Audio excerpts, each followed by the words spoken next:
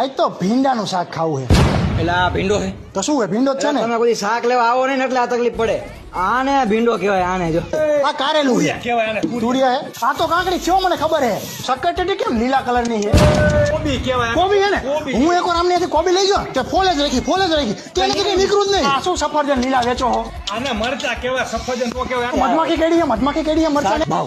ભાવ નું તો પૂછ. ભાવ ભાવ કયું પ્રાણી બોલે. કૂતરું એ મ્યાઉ મ્યાઉ બિલાડી અને બે બે સારું